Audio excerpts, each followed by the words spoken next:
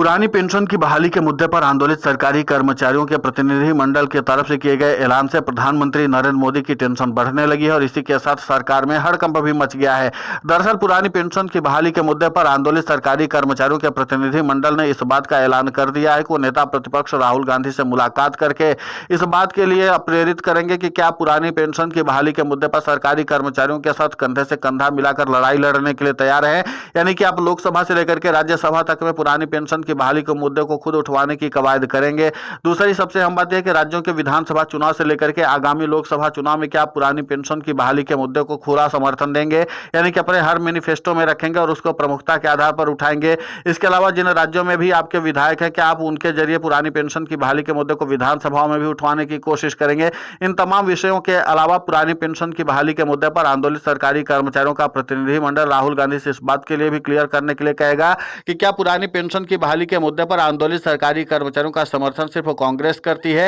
या अन्य राजनीतिक दल जो इंडिया गठबंधन में आते हैं वो भी समर्थन करते हैं। जाहिर सी बात है कि पुरानी पेंशन की बहाली के मुद्दे पर आंदोलित सरकारी कर्मचारियों का जो ये प्रतिनिधिमंडल है साफ तौर पर 2026 में निर्णायक लड़ाई लड़ने के लिए तैयार हुआ है और इनका मकसद यह कि हुबहू पुरानी पेंशन की बहाली के लिए 2026 में निर्णायक लड़ाई लड़ी जानी चाहिए और तभी जाकर के केंद्र की नरेंद्र मोदी सरकार झुक सकती है। और इसीलिए पुरानी पेंशन की बहाली के मुद्दे पर आंदोलित सरकारी कर्मचारियों के बड़े प्रतिनिधिमंडल ने इस बात का फैसला कर लिया है कि राहुल गांधी से सीधे तौर पर मुलाकात करके इस पूरे मामले पर आमने सामने की बात कर ली जाए। इसमें छिटपुट बात करने की कोई आवश्यकता नहीं है। अगर राहुल गांधी खुल करके पुरानी पेंशन की बहाली के मुद्दे पर आंदोलित सरकारी कर्मचारियों को अपना समर्थन देते हैं तो फिर हम उसके हिसाब से काम करें, नहीं तो हम लोग किसी भी राजनीतिक दल का झंडा उठा करके उनका कार्यकर्ता क्यों बने। क्योंकि जाहिर सी बात है कि पुरानी पेंशन की बहाली के मुद्दे को लेकर के कांग्रेस की ओर से चुनावी मैनिफेस्टो में तो प्रमुखता के आधार पर बात तो कर दी जाती है, लेकिन इसी के बाद पुरानी पेंशन की बहाली के मुद्दे पर मैनिफेस्टो में ही बात सीमित रह जाती है, क्योंकि चुनावी रैलियों में भी पुरानी पेंशन की बहाली के मुद्दे को उस प्राथमिकता के साथ नहीं उठाया जाता जिसकी दरकार होती है। और इसी के साथ आपको बता दें कि पिछले लोकसभा चुनाव में भी कांग्रेस की ओर से पुरानी पेंशन की बहाली के मुद्दे को प्रमुखता के आधार पर नहीं रखा गया था। यानी कि मकसद साफ है कि केंद्र की नरेंद्र मोदी सरकार की तर्ज पर ही कहीं कांग्रेस भी तो काम नहीं करेगी। विधानसभा चुनावों में सरकारी कर्मचारियों के वोट बैंक को हासिल करने के लिए चुनावी मैनिफेस्टो में पुरानी पेंशन को रख देती है और इसके बाद जब लोकसभा में जहां पर उसको असली शक्ति मिलने वाली है वहां पर पुरानी पेंशन की बहाली के मुद्दे को दूरी बना लेती है। तो जाहिर सी बात है कि इस पूरे मामले पर पुरानी पेंशन की बहाली के मुद्दे पर आंदोलित सरकारी कर्मचारियों का जो प्रतिनिधि मंडल है वो सीधे तौर पर राहुल गांधी से दो टूक जवाब की अपेक्षा कर लेकर के जाएगा। और अगर पुरानी पेंशन की बहाली के मुद्दे पर राहुल गांधी पुरानी पेंशन की बहाली के मुद्दे पर आंदोलित सरकारी कर्मचारियों के प्रतिनिधि मंडल से मुलाकात करते हैं और इस बात का आश्वासन दे देते हैं कि पुरानी पेंशन की बहाली के मुद्दे पर वो खुले तौर पर समर्थन देते हैं, यानी कि फिर चाहे लोकसभा चुनाव हो या विधानसभा चुनाव हो हर जगह पर कांग्रेस की ओर से प्राथमिकता के आधार पर इस मुद्दे को रखा जाएगा, चुनावी मैनिफेस्टो में रखा जाएगा, चुनावी रैलियों में जगह दी जाएगी। तब पुरानी पेंशन की बहाली के मुद्दे पर आंदोलित सरकारी कर्मचारियों का प्रतिनिधि मंडल साफ तौर पर राहुल गांधी के समर्थन का भी ऐलान करे। इसी के साथ आगामी रणनीति पर भी चर्चा की जाएगी। तो कुल मिलाकर के यह कि पुरानी पेंशन की बहाली के मुद्दे पर आंदोलित सरकारी कर्मचारियों का प्रतिनिधि मंडल अब दो टूक की लड़ाई पर आ चुका है कि यानी यार या पार की बात होनी चाहिए। या तो राहुल गांधी खुले तौर पर समर्थन करें और लोकसभा से लेकर के राज्यसभा में खुद इस मुद्दे को उठवाएं, यानी कि लोकसभा में जो खुद नेता प्रतिपक्ष राहुल गांधी है वो खुद इस मुद्दे को प्राथमिकता के साथ उठाए और केंद्र की नरेंद्र मोदी सरकार को घेरे और यूनिफाइड पेंशन स्कीम और नेशनल पेंशन स्कीम में प्रधानमंत्री नरेंद्र मोदी से सवाल जवाब करें। इसी के अलावा अगर बात करते हैं राज्यसभा की, तो राज्यसभा में कांग्रेस के राष्ट्रीय अध्यक्ष मल्लिकार्जुन खड़गे हैं, वो खुद उठाए इस मुद्दे को और प्रमुखता के आधार पर सरकार से सवाल पूछे कि आखिर पुरानी पेंशन की बहाली करने में दिक्कत क्या आ रही है। तो जाहिर सी बात है कि इन तमाम विषयों को लेकर के अब पुरानी पेंशन की बहाली के मुद्दे पर आंदोलित सरकारी कर्मचारियों का जो प्रतिनिधि मंडल है वो सीधे तौर पर जवाब विपक्ष से भी चाहता है, यानी कि विपक्ष भी अब गाय की खाल ओढ़ करके काम नहीं कर सकता, बल्कि विपक्ष को इस बात का फैसला करना पड़ेगा कि पुरानी पेंशन की बहाली के मुद्दे पर दो टूक बात करनी होगी।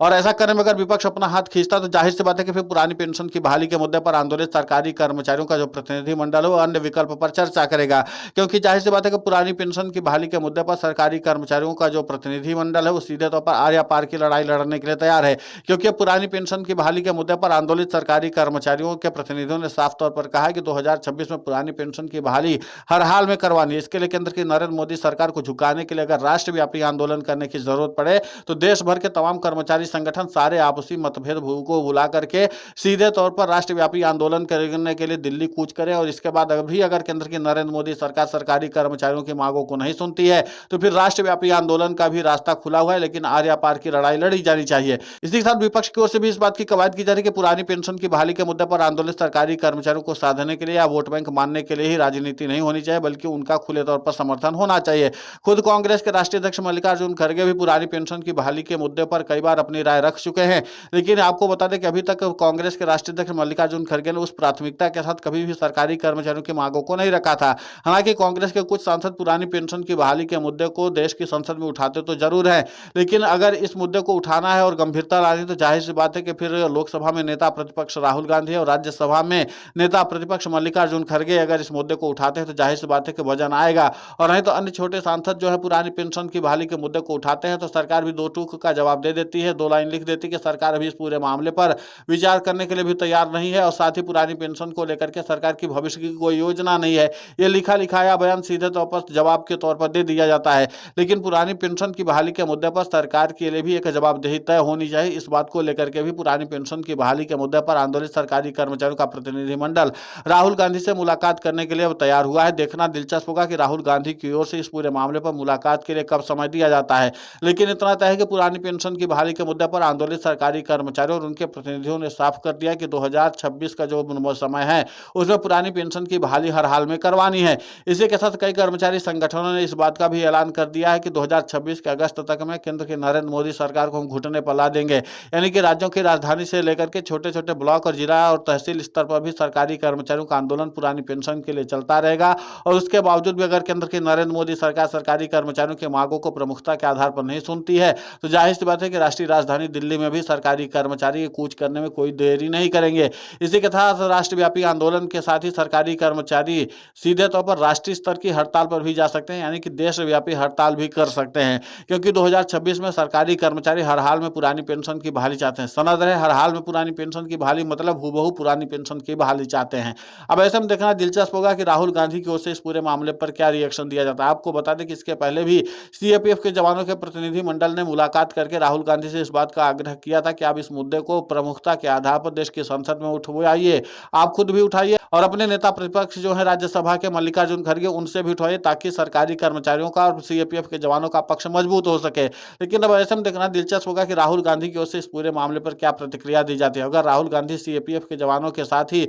यहाँ पर पुरानी पेंशन की बहाली के मुद्दे पर आंदोलित सरकारी कर्मचारियों और उनके प्रतिनिधियों को भी समर्थन दे देते हैं तो फिर जाहिर सी बात है कि राहुल गांधी का वोट बैंक अपने आप मजबूत हो जाएगा और इसी के साथ एक अच्छी बॉन्डिंग बन जाएगी और रास्ते भी जो है वो साफ हो जाएंगे और फिर सीधे तौर पर पुरानी पेंशन की बहाली का रास्ता भी निकल सकता है। फिलहाल इस पूरे घटनाक्रम को लेकर के आपकी प्रतिक्रिया बहुत महत्वपूर्ण होती है, आप हमें कमेंट करके जरूर बताएं। साथ ही पुरानी पेंशन की बहाली के मुद्दे पर हम लगातार आंदोलित होकर के खबरें चला रहे हैं। आप हमारे समर्थन के लिए चैनल को सब्सक्राइब करें, खबर को ज्यादा से ज्यादा शेयर करें ताकि पुरानी पेंशन की बहाली का मुद्दा और बुलंद हो।